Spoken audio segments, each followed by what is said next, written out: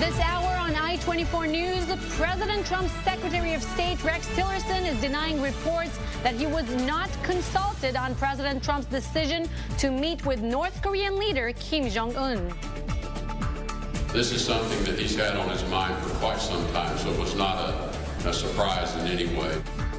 In Syria, aid convoys carrying food forced to retreat by new fighting in eastern Ghouta. The UN says civilians trapped inside are still unable to evacuate and are surrounded by sniper fire. And the UK says military personnel with special training in chemical warfare have been called in to join the investigation into the poisoning of a former Russian spy and his daughter. From the I-24 News studios in Times Square in New York, this is Crossroads with David Schuster and Tal Heinrich. Hi, everyone, and welcome. Derek Dennis is here for David Schuster tonight. Glad to be here, yeah. The State Department says it will take a matter of weeks to set up the first talks between President Trump and North Korean leader Kim Jong-un. A time and place for those talks has not been determined. The White House says they are hopeful the meeting between Trump and Kim will lead to some sort of denuclearization deal. But critics say North Korea and the U.S. have been down this road before. International Affairs correspondent Bianca Zanini reports. A historic meeting, the first step towards peace, or a dangerous gamble with hidden motives. After months of escalating tensions, a surprising turn of events. U.S. President Donald Trump is set to meet North Korean dictator Kim Jong-un, perhaps in as soon as a few weeks. Today, President Trump promised to meet North Korean leader Kim Jong-un by May. Denuclearization and peace on the Korean Peninsula are beginning to be realized. World leaders welcoming the news as a glimmer of hope and necessary to normalize the situation on the Korean Peninsula. But while hopes are high, so are the stakes. North Korea's nuclear arsenal has always been their main bargaining chip, so why is Kim Jong-un suddenly ready to talk now? Some analysts credit Trump's maximum pressure strategy. They will be met with fire and fury. Others say Pyongyang is so close to reaching their goal of becoming a fully nuclear state that they are actually the ones forcing Trump to treat them as equals by agreeing to meet in person. With South Korea and China pressuring for negotiations once the invitation was out there, Trump had very little choice other than to say yes. So what is each side actually willing to give and to give up? Growing increasingly isolated, Kim Jong-un might be trying new tactics to get sanctions rolled back. Trump is saying that won't happen unless North Korea agrees to denuclearize. But there's good reason to remain skeptical. Pyongyang has offered to talk about its nuclear program before. In 1994, the regime promised to halt the construction of 2 nuclear reactors, but negotiations broke down when the U.S. discovered North Korea was continuing work on enriching uranium. A decade later, in 2006, talks started again and ended over disagreement on how to verify Pyongyang's compliance. China has also led the so-called 6-party talks from 2003 to 2009. The end result? North Korea continued to develop its nuclear program, reaching its peak just within the past few months. Although actual North Korean denuclearization seems unlikely to happen in the near future, and although Washington and Pyongyang seem to have directly opposing agendas, the risks of not talking far outweigh those of giving it a shot. And with 2 leaders that care about messages of strength and symbolism, a handshake between them could end up making an actual difference. That is, if it ends up happening at all. Bianca Zanini, I-24 News. Meantime, the White House is denying reports that President Trump's Secretary of State Rex Tillerson was not consulted on North Korea. Several news outlets reported that Tillerson was surprised by Trump's decision to meet with Kim Jong-un, but White House Press Secretary Sarah Sanders said Tillerson has been in on the process from the beginning. This has been part of an ongoing campaign that's been going for over a year. And just because some of the individuals that may regularly leak to the press weren't involved in the conversation doesn't mean that the appropriate parties that lead those agencies were not in the room and not part of that discussion. And the Secretary of State's deputy was in the room at the time these conversations went on. So it's absurd to pretend like they weren't part of this process. For more, we're joined by senior diplomatic correspondent Nina Larson on set. Nina, Well, yesterday when the news broke about U.S. and North Korea potentially engaging in direct talks, we thought it was a big surprise. But was there any indication that this was some kind of an already existing U.S. policy? Where's the State Department on this? Well, we simply don't know at the moment. The Secretary of State, Rex Tillerson, is half a world away. He's been in Djibouti and in Kenya today. And I think we have a soundbite there. He seemed to be caught somewhat unawares. And as far as Secretary of State Tillerson is concerned, he's saying that, I mean, it's really a surprise, right? Well, he's been contradicting himself all week, Derek, and I think we Not a surprise. Yes, I think we might have some sound from him. Got it. My comments have been that the conditions are not right for negotiations. But we've been saying for some time we're open to talks. In terms of the decision to engage between President Trump and Kim Jong-un, that's a decision the president took himself. I spoke to him very early this morning about that decision, and we had a good conversation. This is something that he's had on his mind for quite some time, so it was not a surprise in any way.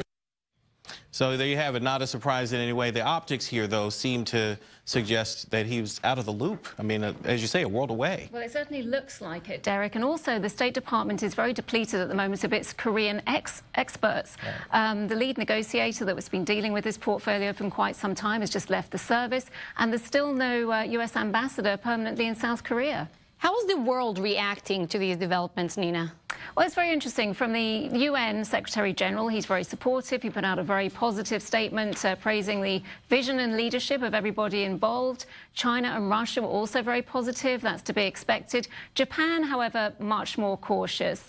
President Trump did consult with Shinzo Abe, the Prime Minister, yesterday before he made this shocking announcement. And the Japanese have put out a statement basically saying, look, we support this, but we have to have a firm stance and we have to aim for full verifiable denuclearization. You know, North Korea, as you know, has been down this road before, agreeing to talks, agreeing to concessions, really seeming to be open to cooperation, and then starting threats all over again. So is this more of the same? Well, we simply don't know, Derek. They're such an opaque nation. They've been playing this game for many, many years. This would be the first time we'd see a U.S. president, a sitting U.S. president, meet with that leadership. President Carter, actually, and Bill Clinton met with the leaders once they'd left office, mostly to try and negotiate the release of American hostages there. So that gives you some sense of the troubled history that we've had. But President Trump is going to have to be briefed by the experts and all of this. There's also some talk that the State Department might appoint someone from the outside as a special envoy to assist him with all of this. This is going to be a very, very delicate negotiation, and the world is watching. Of course, and Nina, the world is also watching on another angle. There's talk about a summit, a presidential summit, I should say, between North Korea and South Korea. What can you tell us about that meeting? Yes, this was something that was announced before the White House announcement yesterday. This was meant to be a summit between the South Korean President Moon and Kim Jong-un. That will probably take place probably in the demilitarized zone, or maybe in South Korea. He might go there. But I think it's more likely at this juncture this will happen in the next few weeks as a preamble to the big one that everyone's waiting for. Nina Larson, senior diplomatic correspondent, thank you for all these insights and updates. And to talk more about this, let's bring in Mickey Bergman, Vice President and Executive Director of the Richardson Center for Global Engagement. Mr. Bergman, thank you for being with us. So what do you make of this historic plan for talks between President Trump and Kim Jong-un? So I do think it sounds like an earthquake. We have the two leaders meeting, and that's exciting. And we need to remember, though, nothing really has changed in terms of the positions on the two countries. So while it's still worthwhile pursuing, it is important to remember that nothing really has changed. Donald Trump likes to take us through a roller coaster ride, up and down. One day it's fire and fury, the other day is meeting with the leader.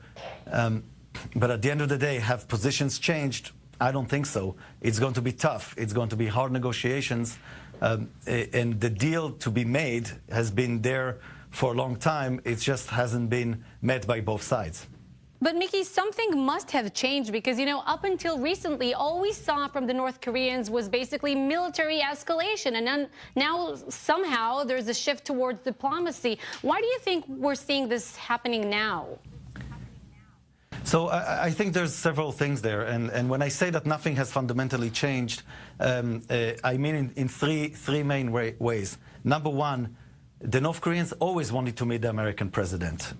It has always been their agenda. It's just that this president now decided to do so, which is a very big change, and I give him a lot of credit for doing that. I just hope he understands the gravity of what it will take. Number two, we need to be very careful when we use the term denuclearization, what it actually means, and that's where the devil is in the details. I'm not sure the North Koreans are saying they're agreeing to denuclearization, meaning they will disarm all of their nuclear weapons.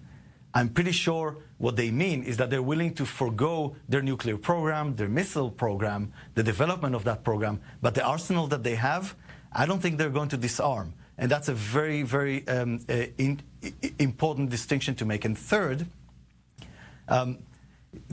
we haven't talked about what the North Koreans are asking in return, which again has not really changed. That is the withdrawal of U.S. assets from the peninsula. In other words, taking the U.S. assets out, which again is something that is a very tough pill for the U.S. to swallow. So that's what I mean when the fundamentals have not changed. There is still a deal to be made. And if you look at the history of the negotiations or relations between the two countries and the regional countries, it's always been a cycle of escalation and then reach out to negotiations. The question is there an overlap between the two sides who are willing to agree on? I think there is. I think there is a good, it's not everything that the U.S. has wanted, but I think it's definitely worthwhile pursuing. But Mickey, how did we go from, Kim Jong-un and President Trump, blasting each other, criticizing each other, insulting each other, to now agreeing to sit down and talk? I mean, I guess it's not clear, but it seems like we've gone a long way here. Yes, and again, it's if you look at President Trump and the way he's been leading his own administration, as I said, it feels like a roller coaster on a daily basis. There's ups and there's downs, there's turns, and those changes are very significant. Now, Donald Trump and the administration, I believe, are going to try and construct it as saying, hey, look, this has all been a part of a grandiose strategy that we couldn't share with you, the American people, but trust us, we know what we're doing. And the maximum pressure was leading towards this, and this is a great achievement. Again, if we go back to the fact that nothing has really fundamentally changed, I question that narrative. In addition to that, and you guys just talked about it way before, if this was such a well-planned strategy, how is it that we know that State Department, Department of Defense, other officials seem to have been caught by surprise? Now, it's possible that this was the game plan. It's just that the timing was a surprise for a lot of them. But again, the question is, what is the achievement here? What is the change? And if we're taking that analogy of the roller coaster a little bit further, between now and when the meeting happens, as you mentioned, there's a summit in the Korean Peninsula. There's other steps on the way.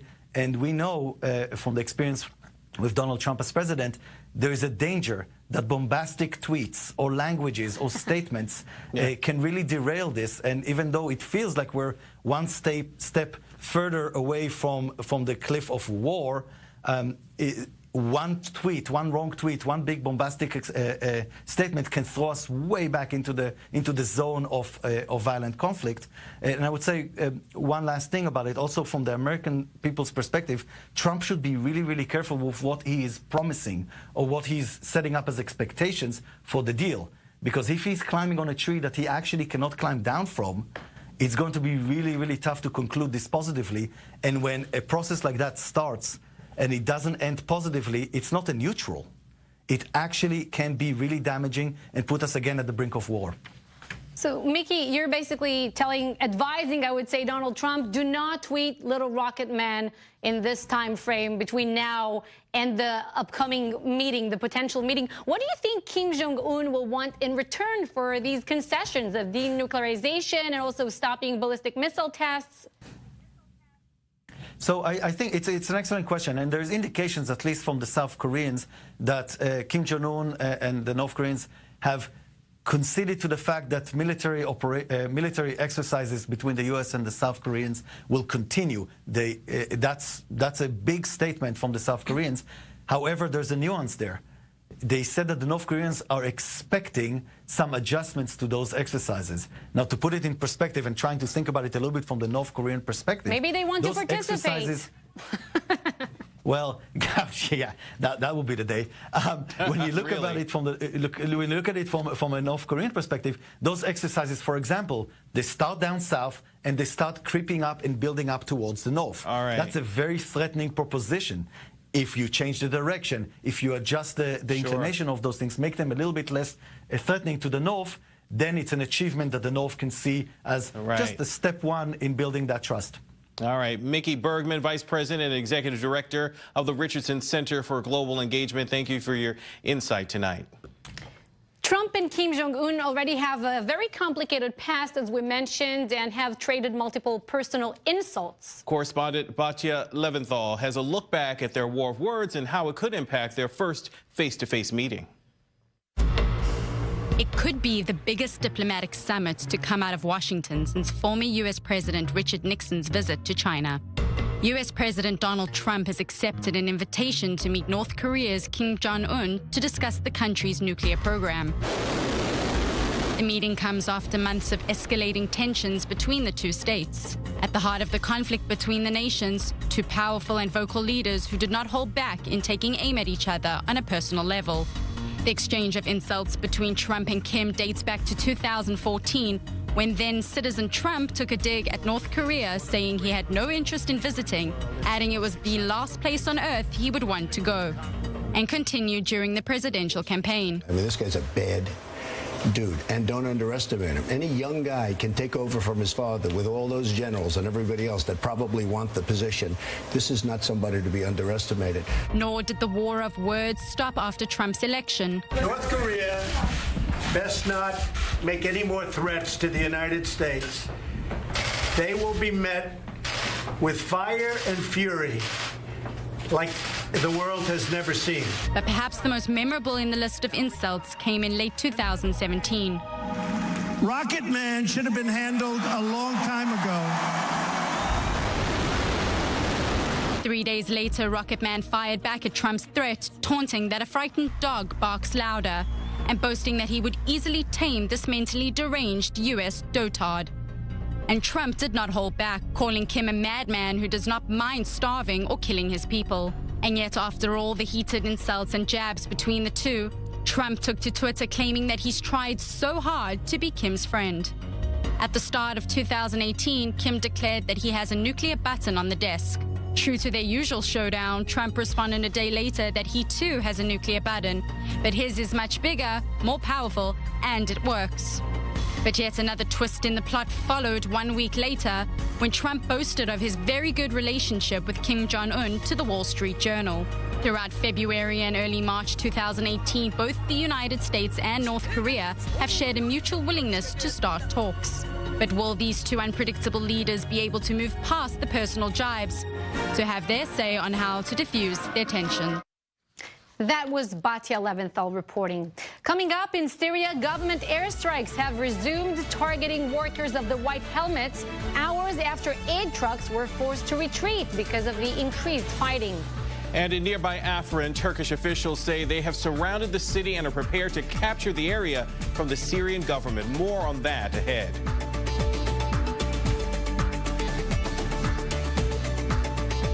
Welcome back. Members of the White Helmets in eastern Ghouta say they have again come under attack by Syrian government airstrikes. The new violence resumed after the government paused fighting to allow aid trucks with food to enter the city, but that didn't last long. The government says they have retaken nearly all the farmland and half of the territory making up eastern Ghouta. A group of fighters were allowed to evacuate the area through a humanitarian corridor. It's unclear how many people were allowed to leave, but aid groups say some 500,000 civilians remain trapped in eastern Ghouta. Correspondent Emily Rose has more. These aid trucks are en route to help the people of Syria's eastern Ghouta. A representative from the Red Cross said contents of the 13 trucks were delivered to Douma. From the ICRC side, the contents are 2,400 food parcels, enough to sustain 12,000 people for 1 month. WFP also has food supplies on the convoy. We're also preparing additional supplies, including medical material, to be delivered in a bigger convoy next week. The contents were meant to be unloaded on Monday, but aid workers were forced to turn back due to the ongoing escalation. An assault launched last month has left the residents of the rebel enclave in dire straits, sparking global condemnation. It is a hell on earth for children. Bombing is almost unceasing, and the amount of violence means that a child sees the violence, sees the death, sees the maiming, and there's now lack of water, lack of food, so disease is coming on.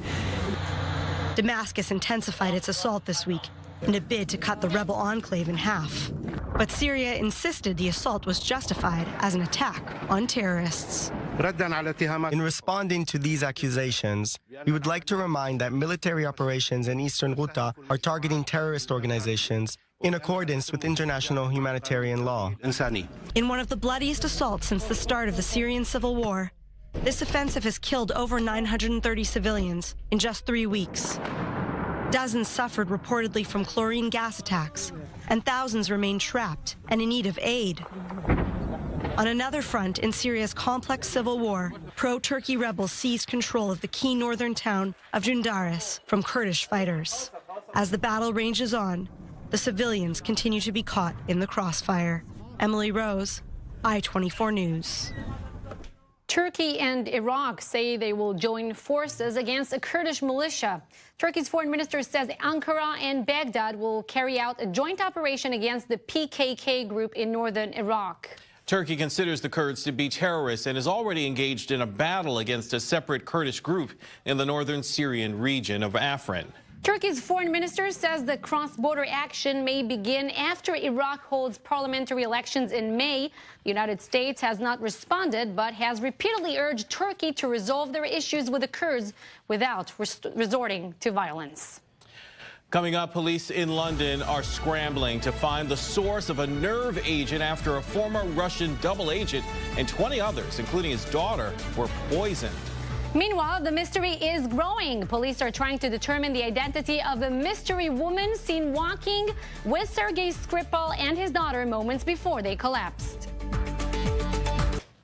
Special military troops are now at the site in London where a Russian double agent and his daughter were poisoned with a nerve agent. Meantime, new surveillance video has emerged showing a mystery woman walking just ahead of Sergei Skripal and his daughter moments before they were found unconscious on a park bench. I-24 News correspondent Marcus White has the latest.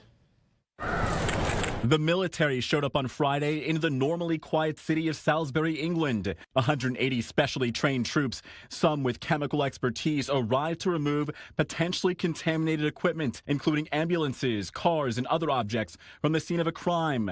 An attack using a nerve agent on former Russian spy Sergei Skripal and his daughter Yulia, both now unconscious and fighting for their lives. Detective Sergeant Nick Bailey has also been hospitalized and described as, quote, seriously ill. He'd been sent to Skripal's house after the attack was discovered, leading authorities to believe that may have been the site of the poisoning. He's well, he's sat up. He's not the Nick that I know, but of course he's receiving a high level of treatment. The substance used in the attack has been identified but not yet named. Authorities say the risk to the general public is low. The similarities to the murder of Alexander Litvinenko, another former Russian spy who died of radioactive poisoning in London in 2006, has many already casting a suspicious glance at the Kremlin. A British inquiry said in 2016 that Litvinenko's murder was most likely approved by Vladimir Putin. About the current accusations, the Russian foreign minister had this to say. Hysterics. If there is indeed any genuine need of assistance from Russia, we will be ready to consider this, if, of course, we are in possession of relevant information. But to proceed in this way, one should not rush to get on the TV screens with ungrounded accusations, but act professionally via existing channels of communication. On Thursday, Theresa May, the British Prime Minister, said, "We will do what is appropriate. We will do what is right, if it is proved to be the case that this is state-sponsored." Moscow's relations with Western capitals were not helped by the unveiling of a new Russian nuclear missile earlier this month, as well as this latest incident. In 9 days, Russians will head to the polls. Some experts feel that Putin benefits politically from challenging the West. He is widely expected to win again and easily. Marcus White, I-24 News. Any chance that in 10 days from now, Putin won't be the Russian president? Highly unlikely. But this is a serious incident. I mean, there's some suggestion that Russia is really behind this nerve agent attack. So we'll see where the investigation leads us. Well, it sounds like a mystery without mystery, if you know what I'm saying. Absolutely. Well, coming up in Washington, the former Trump campaign aide who made headlines following a series of bizarre interviews has spoken to a federal grand jury after all. Plus, outrage as 911 calls revealed the disgraced Parkland resource officer actually told police to stay away from the school as the gunman carried out his attack in the school massacre in Florida. We'll have the latest ahead.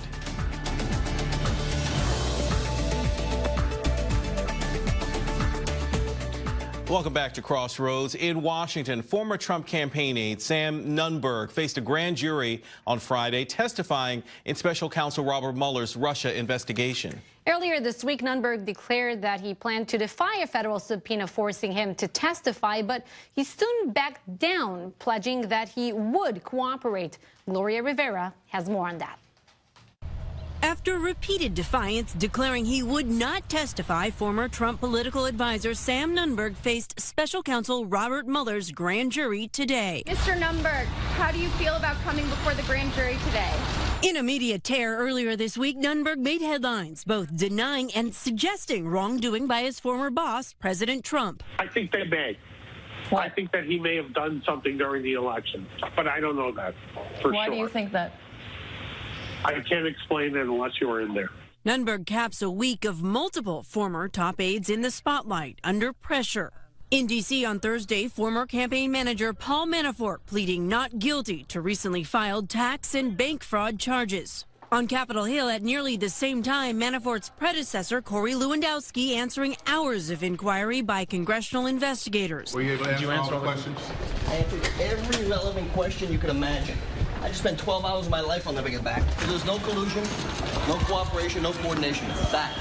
But Democrats say Lewandowski refused to fully cooperate, stonewalling on that Trump Tower meeting with Russians. Former FBI Director James Comey's firing and Trump's alleged consideration of firing Robert Mueller. Witnesses don't get to pick and choose when it comes to very relevant testimony to our investigations.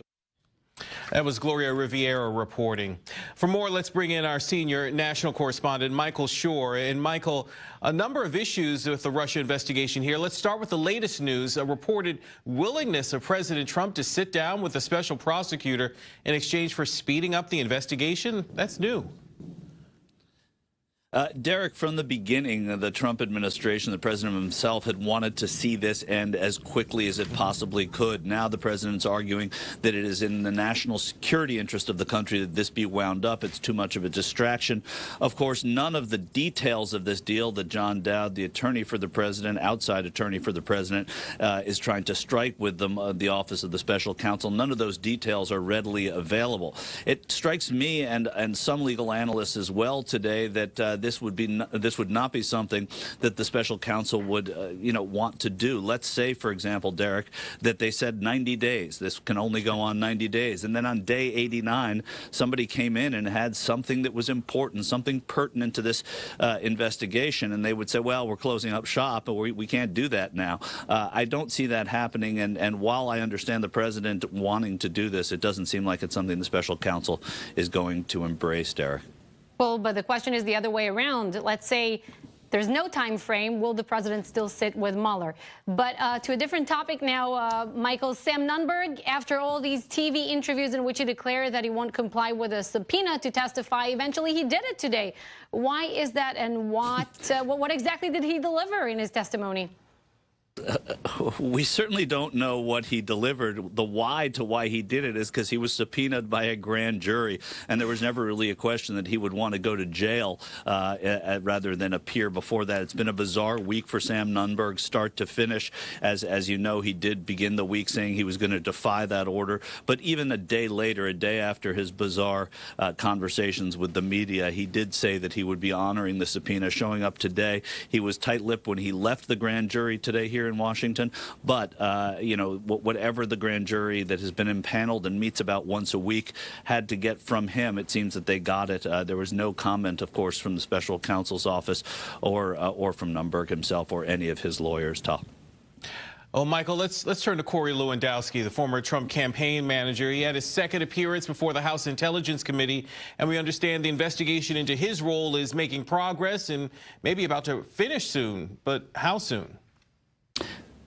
Yeah, the House Intelligence Committee is ready to wind down. Lewandowski, this was his second visit. The first visit didn't go so well, and Mike Quigley, the Illinois Democrat who sits on that committee today, said that this one didn't go well either, that they didn't get the answers to questions that they deem pertinent to the investigation, questions about the firing of James Comey and that infamous meeting at Trump Tower. That said, they are looking to wrap this up. I think also there's a lot of distraction, a lot of difficulty getting traction on the House investigation, the more politicized investigation, certainly, than there is on the special counsel's investigation. Distinguishing those two is difficult both for the legal side and for the public. And this is a little bit about the public as well. The House Republicans do want to see this end shortly, though. All right, that's our senior national correspondent, Michael Shore, live at the White House for us. Thank you, Michael. In Florida, Governor Rick Scott has signed a $400 million school safety package 3 weeks after the school shooting that claimed 17 lives. This is the first gun control measure passed in the state in more than 20 years. The new legislation features several changes, including raising the minimum age to buy a gun from 18 to 21 and allowing some teachers to be armed in the classroom. It comes on the same day the Parkland High School shooter, Nicholas Cruz, appeared before a judge. Zachary Quiche has the details. Okay, Mr. Cruz, I've reviewed the grand jury indictment. And Nicholas Cruz in court just a day after withdrawing his not guilty plea. His lawyers say he will not plead while the death penalty is still on the table. Cruz has been charged with 17 counts of murder. The judge ordered Cruz be held without bond. Newly released 911 calls paint a clear picture of what happened. Is being shot up. Are you at the school? I can't hear you. Are you at the school? Law enforcement entered the school 11 minutes and 15 seconds after the first shots were fired. This is a parent talking to 911 operators. And you said, shot, Mom, God. Okay, we do have a call put in for dispatch. We're also learning more about school resource officer Scott Peterson. Also, shots fired. 1,200 buildings. Peterson resigned after admitting he waited outside during the shooting. His attorney now saying he thought the shots were coming from outside the building. Florida Governor Rick Scott meeting with victims' families today, then announcing his stance on a new $400 million school safety and gun control bill. Every student in Florida has a right to learn in a safe environment. And every parent has a right to send their kids to school knowing that they will return safely at the end of the day. Today, I am signing bipartisan legislation that will help us achieve that.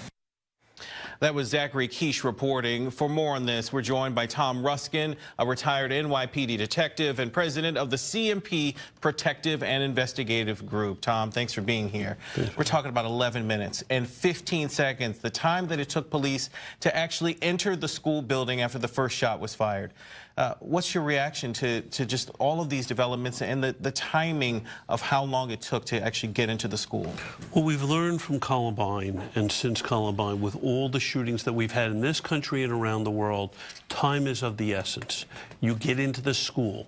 Officers are now trained around this country on active shooter scenarios. Get into the school. As soon as you're there, as soon as you have positioning, you enter that school and you take down that shooter.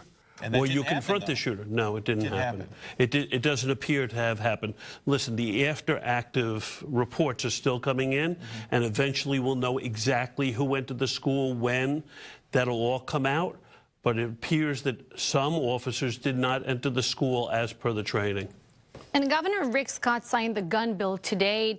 It tightens some of the gun control, the gun control in several ways, like the raising the age to purchase a firearm to 21 now. But it also it engaged about, you know, the idea of arming teachers. What's your reaction to this? Do you think it's really effective? Do you think it could have been a different result had we had armed teachers at Marjorie Douglas? I am personally not in favor of arming teachers. I am personally in favor of having trained security personnel, off-duty cops, retired military, to patrol and secure schools and institutions and other things. This is what we do. It's what my company does.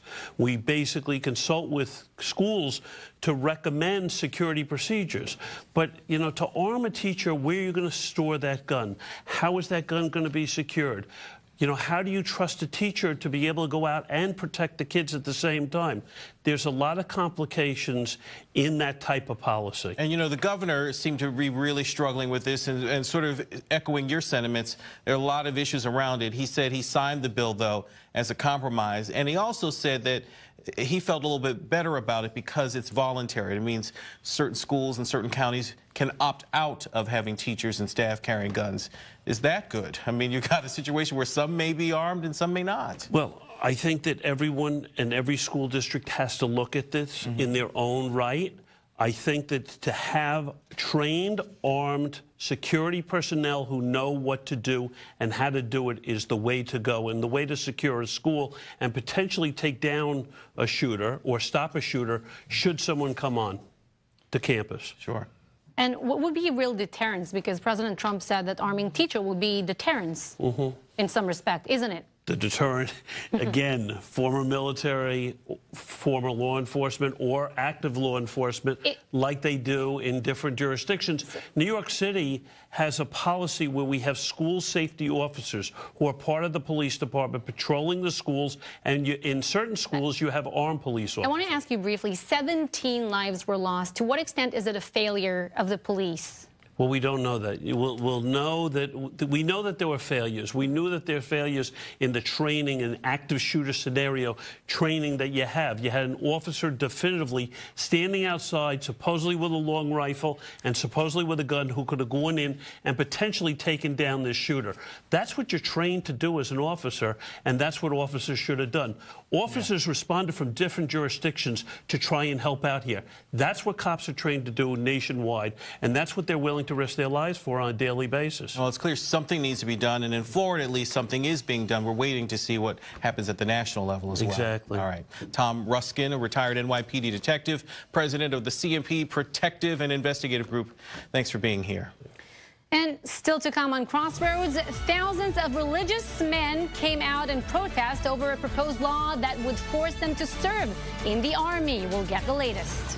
And also in Israel, U.S. troops are training alongside the IDF, preparing for the possibility of a ballistic missile attack.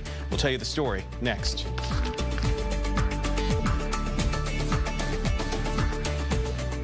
In Israel, tens of thousands of ultra-Orthodox Jews have taken to the streets, clashing with police in protest against compulsory military service. Ultra-Orthodox men are usually exempt from military service if they're engaged in religious study, but a decision by the Supreme Court to do away with that law has created a huge backlash. I-24 News defense correspondent Daniel Tzemach explains. It's the perennial Israel debate that just won't go away. An issue that has been ferociously protested in the streets of some of Israel's most religious cities, most recently Thursday in the entrance to Jerusalem. The debate, whether the ultra-Orthodox should undergo compulsory military service, like their secular countrymen. Most secular Israelis say they should, The ultra-Orthodox leaders say they shouldn't, and they're threatening to bring down the government over it. A recent controversial law proposed by ultra-Orthodox Israeli political parties aims to exempt ultra-Orthodox citizens from being drafted. They're threatening to vote against the budget unless it's passed. Secular parties are threatening to quit if the law goes into effect, or if the budget doesn't pass. Some leading rabbis are concerned by the exposure that their youth will have by joining the IDF, by leaving the community, whether it means interacting with females or generally have their religious practice endangered or hampered by military society. But not all ultra-Orthodox are opposed to the draft. The IDF even has a unit dedicated to incorporating ultra-Orthodox soldiers, Nachal HaCharedi. Yair was one of them, now a father, an architect, and still Haredi. This unit also tries to mix the Orthodox community with society as a whole and to reduce the gaps that have existed since the creation of the state. Sometimes it takes someone from the outside to change the rules of the game. But Yair actually took it a step further. As a young boy, he found himself struggling in the insulated Haredi community, sometimes to the point he felt enough is enough. It is possible that the army and this unit of Nachal Haredi allowed me to remain Orthodox, because if I had stayed on the benches of the Talmudic school, I would have perhaps let it all go and gone straight to Vegas, as they say. Yair represents a minority. Most ultra-Orthodox men and women do not serve. And for now, ultra-Orthodox opposition seems determined to go all out to resist enlistment, even if it means bringing down the government. Daniel Tzemach, I-24 News. So, Tal, let's talk about this. Is there resentment among Israelis who are forced to be in the army while others who are claiming religious exemption are not? As you can imagine, Derek, there's definitely is, because it's called mandatory service in the IDF, right? But it doesn't apply equally to all sectors of the population that are basically being protected daily by the IDF. And when it comes to duties, everyone has to take their share. I would say that is the most common approach among Israelis right now. But if you ask for my personal opinion, I will have to share it with you and say that I would not want a soldier, let's say, that does not want to be a part of the military to protect me or my family. So I think the concept of a military, not just in Israel, has to be just... You know, and you're speaking from like a military perspective, right? I mean, you it has to be a professional army, in my personal opinion. Yeah, but Israel is not there. Sure, definitely. Well, these days, Israel considers ballistic missiles from Iran and Lebanon's terror group Hezbollah to be one of the most significant threats facing the nation. And now thousands of American and Israeli soldiers are taking part in a special military exercise, preparing for that very real possibility. Our senior defense correspondent, Shai Ben-Ari, has the story. This is Juniper Cobra 2018, a joint biannual military exercise currently underway involving the Israel Defense Force and the United States military. It's the 9th time the drill has taken place since 2001, but this time it may be more relevant than ever. The focus here is missile defense, with an emphasis on coordinating different defense systems to deal with extreme scenarios, simulating thousands of missile threats. Some 2,500 American soldiers are participating in this year's maneuver. It is the most important exercise for U.S.-European Command this year. It is the biggest that U.S.-European Command will execute this year. There are a number of Israeli defense systems taking part, all developed with U.S. funds and help, including the latest improved versions of Iron Dome, which deal with short-range rockets and mortars often fired from Gaza. Arrow 2 and 3, which handle long-range ballistic missiles, say from Iran, and David Sling, participating for the first time, which deals with mid-range missiles fired from Syria or Lebanon, for example. There are also other systems participating. Behind me here is the American Patriot system. These have in fact been stationed in Israel since the early 90s. Back then they were intended to stop Iraqi Scud missiles. These days they're more focused on drone infiltration threats and have in fact intercepted a number of those. The exercise began with field drills involving deployment of the various systems. But the core of the exercise is rooted in computer war games, which simulate attacks on Israel by multiple state and non-state actors, including rockets and missiles fired from different regions. We will practice all the directions, as I mentioned before, south, north, east, all of them together. And it will be a very complex scenario that emphasizes the changes in the last 2 years. Iran, Syria, Hamas, and Hezbollah come to mind here, though officers were careful not to name names. The simulations also include the use of the American THAAD and Aegis systems, which are not stationed in Israel. U.S. forces began to arrive by sea and air in late February. Some of them will be here for more than 4 weeks. I'm sure once the orders comes, we'll find here the U.S. troops on the ground to be part of our deployment and team to defend the state of Israel. In a real-life situation, Lieutenant General Clark, stationed at United States Europe Command, says he could be on the ground in Israel in a day, with most forces arriving within 72 hours. For over the last 18 months, we've been preparing ourselves for this exercise. We've been training, we've been preparing, we've been thinking about how we could better our ability to assist in the defense of Israel. This kind of effort would indeed be largely defensive in nature. Whether the U.S. would also cooperate with offensive operations by Israel in the region is a different question. Shai Ben Ari, I-24 News, Hatzor Air Force Base, Israel. Coming up, a host of TV personalities, celebrities, Tal Heinrich, and politicians were honored at a gala event in New York, and our very own Tal Heinrich was there. We'll get all the details ahead.